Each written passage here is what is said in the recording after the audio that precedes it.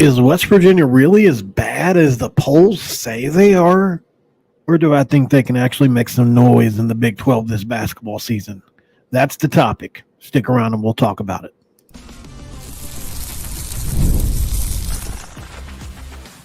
You are Locked On West Virginia, your daily podcast on the West Virginia Mountaineers, part of the Locked On Podcast Network, your team every day. What is up? Welcome in, guys. My name is Mountaineer Paul, your host, and here we are again on another episode of Locked On West Virginia, presented by FanDuel. Place your first $5 bet and get started with $200 in bonus bets. That's guaranteed. All you have to do is visit FanDuel.com to get started. And thank you for being the best fans in college football as always, guys. You make Locked On West Virginia your first or last listen every day. And thank you for being part of the Locked On Podcast Network, where we talk about your team every day. All right, guys. So the poll results are out. Is this microphone a little muffled? Am I screaming too loud into it? I can hear it in my ears a little bit. Sorry about that. I'm excited. Tomorrow's game day. And I just got to tell you, I'm feeling good about this football game. We're going to talk about all of it. The good thing about this show is I don't have to limit myself to just football or just basketball. We can go wherever the conversation takes us. But here's where I want to start. We're going to talk WVU Basketball. And the first article that popped up is called West Virginia Men's Basketball listed at number 13 in Big 12 preseason poll. The Big 12 Conference released the men's Big 12 basketball poll Thursday afternoon, and West Virginia was picked to finish 13th in the conference. Kansas was selected as the favorite in the Big 12 men's conference, which is not surprising, marking the 20th time in 28 seasons the Jayhawks have sat atop the preseason poll. Hunter Dickinson was voted as the preseason player of the year by the conference's head coach for the second consecutive year. Yeah, and he played well last year, but he was nowhere near the best player, in my opinion. So here's how it goes, guys. Kansas was number 1 with 215 points, 9 first-place votes. Houston, number 2 with 5. Iowa State was number 3, and deservedly so. Baylor, number 4. Scott Drew, probably the second most tenured coach left in the league. Then you've got Arizona. Great. I mean, just look at that top 5, all basketball schools. I mean, if you look at the common theme among the top 5, what are they? Well, you can make a strong argument that they're all basketball schools, right? They definitely place basketball above football. At Kansas, Houston, Iowa State, probably they're more both. I would say Baylor's more of a basketball school. They won a national championship recently. Obviously, Arizona. You could say the same for Cincinnati, I think. Although they've had recent success in football, they do care about both, but I still think Cincinnati's leans basketball. K-State is a football school that loves its basketball as well, more closely to West Virginia, where they're both. And then down the line, BYU's ranked 9th, TCU 10th, UCF is 11th, Arizona State's 12th, and below them even is West Virginia 13th. Oklahoma State is 14th, Colorado's 15th, and in Utah, basically a complete flip from football, is ranked dead last in basketball. So the first team, Caleb Love from Arizona, there's no doubt about he's going to be on there. LJ Cryer back for another year, his 17th year at Houston.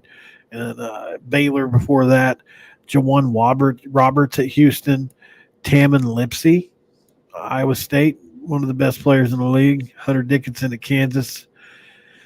Second team, you've got Norchad Omier and Jeremy Roach, who, I mean, he's been around. He's been to Duke. He's been everywhere. Keshawn Gilbert, DeJuan Harris Jr., and Coleman Hawkins, the Illinois transfer.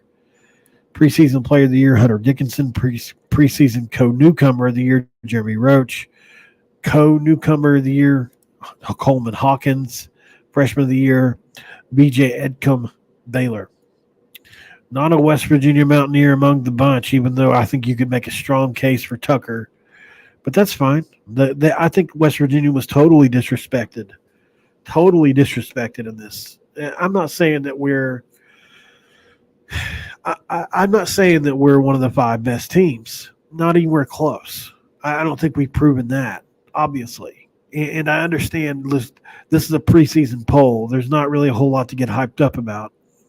I mean, we saw what that meant in football last year. It meant nothing. It meant absolutely nothing when West Virginia was picked last. It didn't happen. It wasn't even close. And so looking at this, I think it's going to be similar.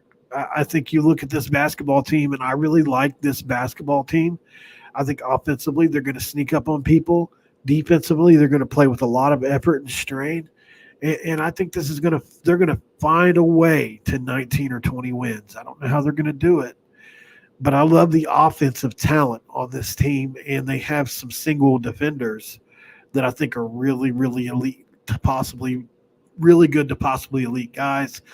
Obviously, in Sincere Harris, who could be one of the best on-ball defenders in WVU history before it's all said and done, based on what I've seen, and obviously Toby. So Okani's obviously going to start, and he's going to be with a shutdown wing defender.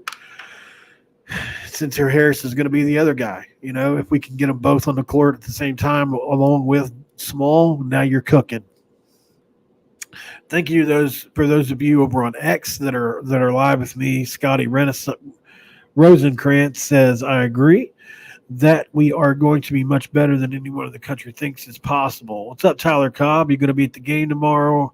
Hey, Tyler. No, I'm not going to be at the game, man. I wish I could make it. I live so far away. It's hard for me to get there. And I'm a single guy. I have pets. So there's a lot of factors that and then there's the streaming aspect of it too. I like to be home to react right away. If I live closer to Morgantown, I would 100% for sure go to a lot more games. But no, I do plan to I am going to make it to one before the year is over. Definitely. It's a due. Tonight is a due night. For those of you listening on podcast, I just took a swig of really, really cold Mountain Dew. I make my refrigerator as cold as ice. I mean, if I don't drink something, it usually starts to form ice in it. That's how I like my drinks. And if it starts to warm up at all, it's over with. I waste so much soda. Like there are probably some of you in the audience that would probably kill me if you knew how much I like. There's probably, like, if I buy a 6-pack, I have 3 or 4 of the bottles maybe have 2 drinks out of them. It's wasteful, no doubt. But if I get distracted or just anything, it gets warm, I don't like it. And the way I look at that is I'm paying for it. So, nobody can yell at me anymore. My dad used to kill me. So, all right, now I'm on another topic that we aren't even supposed to be on, huh? This West Virginia basketball team picked 13. So I was going to look at this poll again and make my case for West Virginia and where I think they can get to. And just remember, 9 teams, probably 8 teams in the Big 12. They're going to have a legitimate chance, possibly even as many as 10 in this league. Some years can make it to the dance, but definitely the top 7 or 8. That's almost a given every year. So you've only got to get to about 500 in the conference, but not easy. It's easier said than done. But just from a historical aspect and my personal belief, without even knowing a lot about the other teams. Now, that is the other part of this that I have to be honest about. I don't see West Virginia being worse than Arizona State or UCF.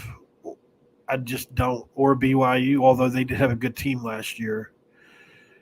It's Colorado and Utah obviously are bad, but I can see West Virginia finishing inside the top 8. This year, maybe top 6 if we're really, really good, much better than I thought. Those first 5 teams, though, West Virginia's going to have to be special to to crack that. Like, this is an extraordinarily just deep and talented lead, and I'm not telling you guys anything. But I love this team. I really do. I appreciate that, Tyler, very much. So the big question I'm going to have, though, is are they that bad? Are they really 13th? And we're going to go over this roster just a little bit closer. And I'm going to pick out some guys for that list that was those guys weren't mentioned on some of the all Big 12 teams and newcomer of the year, different stuff like that. Up next on Locked On West Virginia. Lightsville Barnes, what's up? Yeah, I missed you. Where you been? Let me know after the break. We'll talk about the West Virginia basketball team a little bit more. And in the third segment, I'm going to give my final thoughts on Iowa State versus West Virginia tomorrow. You don't want to miss that either. This is Locked On West Virginia.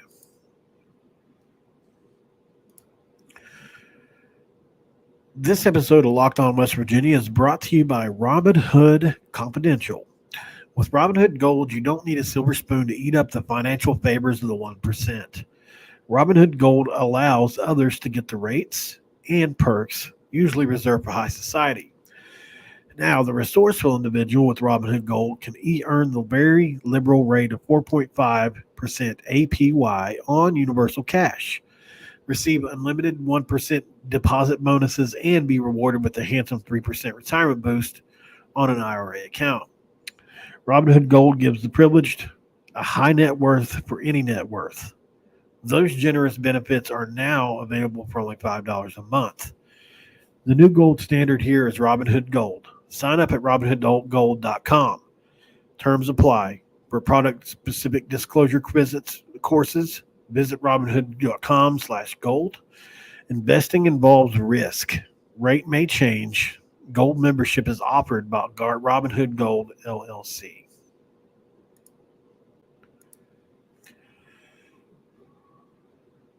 We're back on Locked On West Virginia. So Lightsel says, haha, still watch, but I'm usually working or driving, so I can't chat. Understandable. What's up, Lightsel? Seems like it's been a while since I've seen you in here yet. It does seem like it's been a while, Tyler.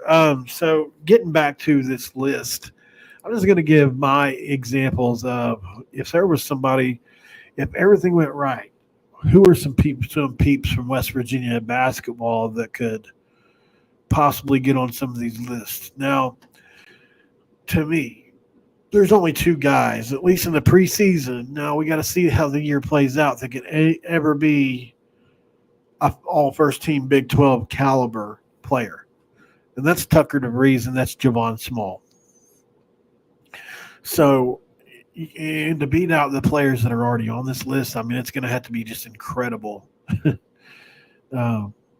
work, right? But I think Tucker and Javon are the two, in my opinion, that I would choose to possibly make that. And on the second all Big 12 second team, if you're looking at any West Virginia player that might have a shot for that, I think beyond that, you have to look at like a guy like Hansberry, who DeVries has really talked well about. He's really kind of went in on how much of a five he could be as far as the problem goes. So it's going to be interesting.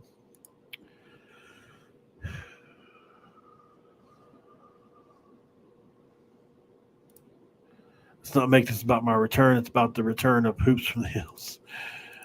Thanks a lot. So actually, Hoops from the Hills is Locked On West Virginia is its own thing, but I'm going to be talking about basketball over here now. Hoops from the Hills is going to have something done with it, but I can't say what just yet. So Tucker is going to ball out this year? Absolutely.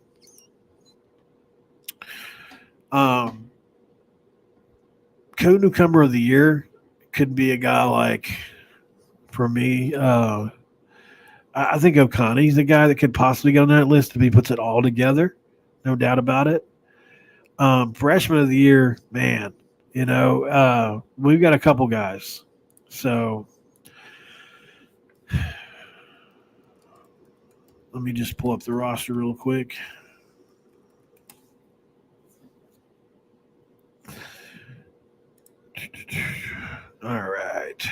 So obviously everybody knows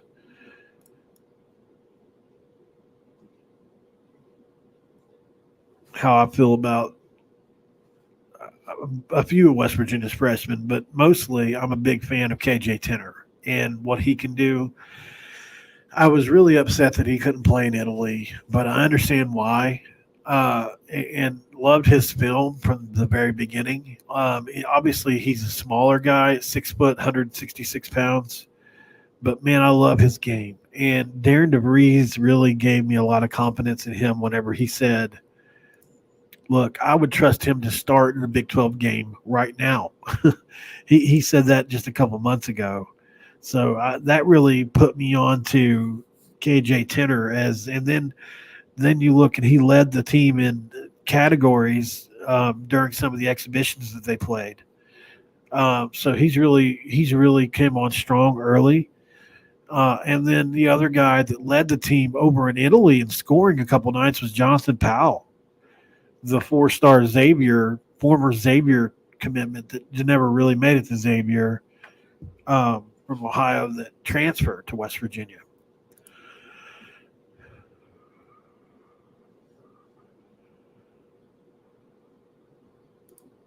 Okay.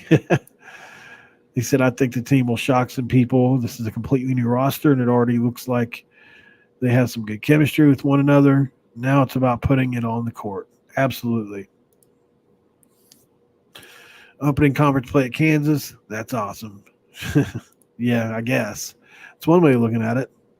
That's definitely one way of looking at it. So Jaden Stone's going to be interesting. He averaged 20 points a game last year. They're not asking him to do any of that this year, scoring-wise. But, man, I think he's going to be a big factor. 6'4", 185 pounds. He's in his 5th year. It's going to be interesting to see what he does as a scorer in a microwave. Probably off the bench, but he may get into the starting lineup. We'll just have to see. And then let's see.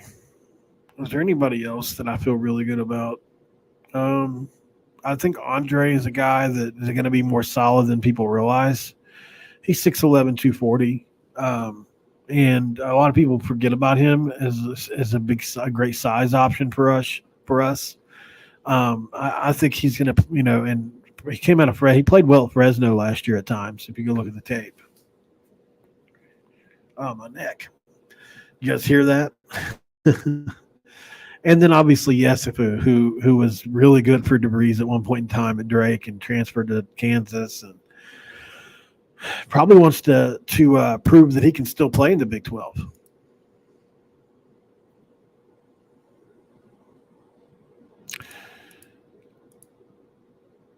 Okay, we've already talked about that. So up next on Locked On West Virginia, I'm going to put a bow on this episode, guys. I'm going to give my final thoughts on Iowa State versus West Virginia. And, man, there's a lot of metrics out there that say they can't tackle at all. So is that true? Let's talk about that on Locked On West Virginia.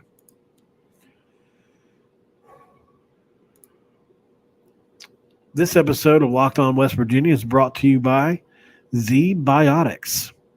Z-Biotics pre-alcohol probiotic drink is the world's first genetically engineered probiotic.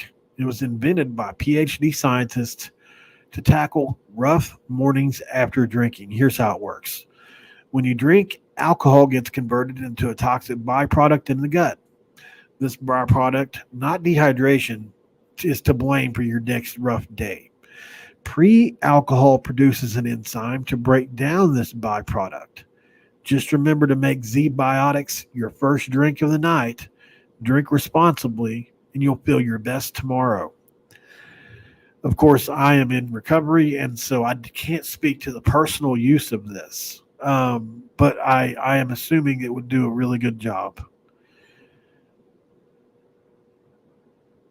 For the best results, make your pre-alcohol the first drink of the night. Pace yourself, hydrate, and get a good night's sleep. And then enjoy tomorrow by waking up feeling refreshed and ready to take on the day. Go to zbiotics.com/LockedOnCollege to learn more and get a 15% off your first order when you use Locked On College at checkout. Z-Biotics is backed with a 100% money guarantee. So if you're unsatisfied for any reason, they'll refund your money. No questions asked. But remember to head out to zbiotics.com/lockedoncollege and use lockedoncollege at checkout for 15% off.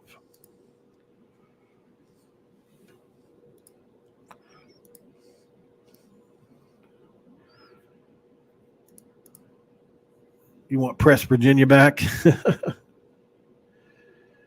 It is a big game. Yep. We all remember Javon Carter picking up his guy at full court. That's the kind of energy Tyler Cobb wants. Kansas, Arizona, Houston twice in our first 9 games. We'll know what kind of team we have early on. Yeah, there's no doubt. There is no doubt about that, Leitzel. I think Sincere is the guy that can do that, by the way, or Amani, either one. All right, so on this last segment of Locked On West Virginia, let's talk about it.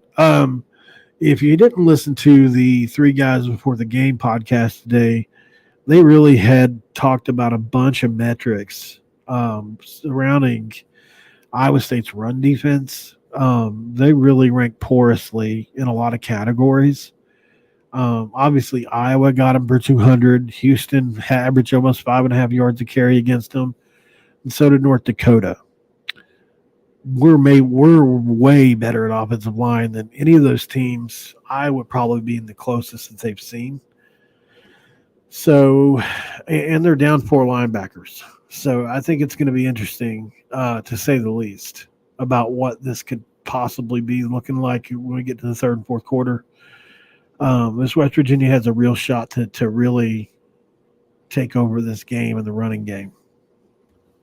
We don't want to get stuck having to pass it, that's for sure.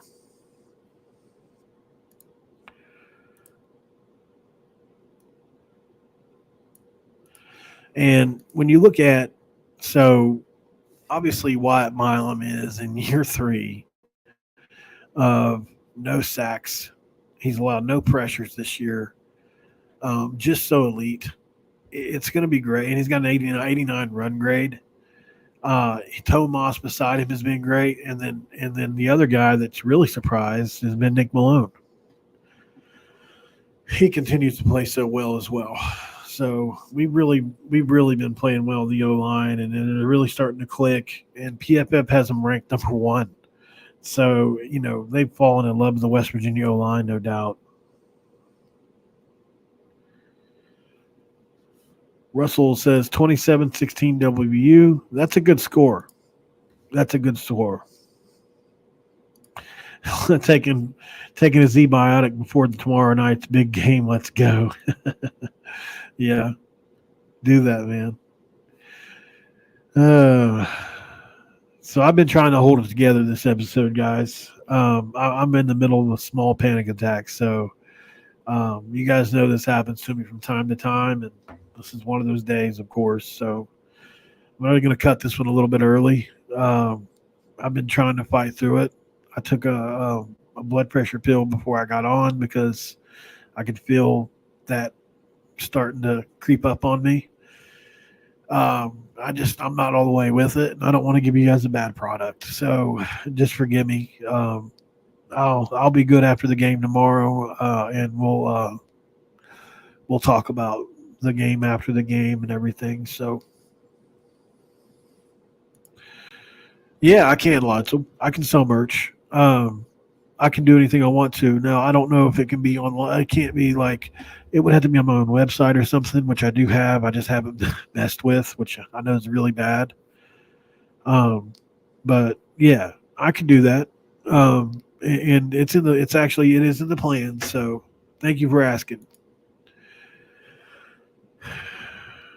You still want your shirt idea? Oh yeah. Can you tell me what that was again, by the way? But yeah, guys, so I think the West Virginia, my prediction for this game, though, for those of you that are wondering, is I think the West Virginia offensive line is really going to play well tomorrow. I don't know if we're going to get the win, but I'm going to predict it. I think West Virginia wins this game 34-31. It would be great for another blowout, but I don't think that's going to happen. But if West Virginia can win the clock can control the clock and run the ball for close to 200. I think it's going to be a win for us because Iowa State is not as explosive as they have really great players, but they really chunk the ball down the field. So they're not like Oklahoma or something, or Oregon used to be. Oregon is why they score so fast. Did you see that video today? They said WVU fans don't know anything about football, and the fans are worse than his kids, and WVU is not a good football team. What? Where is that at? Please tell me what video you're talking about. A shirt with your cat and a coonskin hat that says West Virginia Mountaineers. That's such a good one. I forgot all about that, Lidsel. Thank you. I will do that. I'll do that because I love that personally. Yeah, but Myrna, can you please tell me 746? Can you tell me what that you're talking about?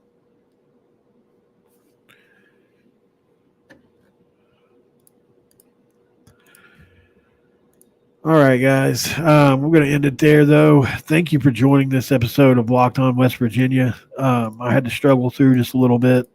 That's okay. We have days like that. I'll try to find that video if you can't tell me before we jump off of here. But like I said, guys, thank you for making Locked On West Virginia your first listen. For your second listen, go to Locked On Big 12. Make Drake Toll your second listen. Whether it's the guy that put the burrito in his butt or if it's something else, Drake Toll basically leads the discussion in anything and all things Big 12. So definitely check him out, guys, and thank you for all you do for me and supporting me. The name of the two podcasters, it was a 10-minute video. Okay, well, I'll try to find it. At Paul Mountaineer on X, if you can find me over there, and send me the link if you find it. Have a good night, guys, and I'm out.